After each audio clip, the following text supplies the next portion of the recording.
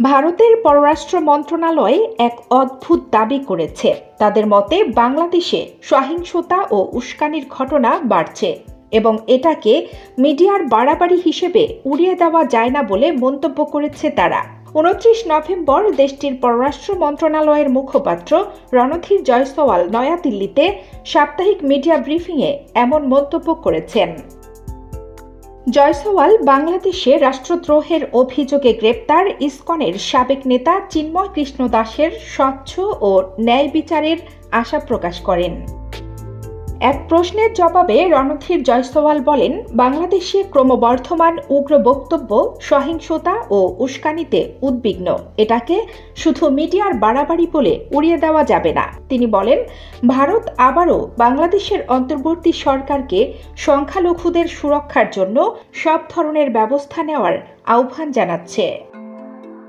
বাংলাদেশে সংখ্যালঘু ইস্যুতে ভারতের অবস্থান সম্পর্কে প্রশ্ন করা হলে জয়সওয়াল বলেন, হিন্দু ও অন্য সংখ্যালঘুদের ওপর হুমকি ও হামলার বিষয়টি বাংলাদেশ সরকারের কাছে ভারত সরকার নিয়মিত জোরালোভাবে উত্থাপন করে যাচ্ছে।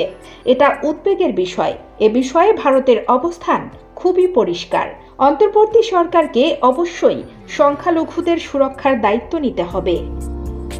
চিন্ময় কৃষ্ণ দাসের বিরুদ্ধে মামলার বিষয়ে এই মুখপাত্র বলেন, এটা আইনি প্রক্রিয়া। তারা আশা করেন সংশ্লিষ্টদের আইনি অধিকারের প্রতি পূর্ণ সম্মান রেখে এ প্রক্রিয়া ন্যায় ও স্বচ্ছভাবে চলবে।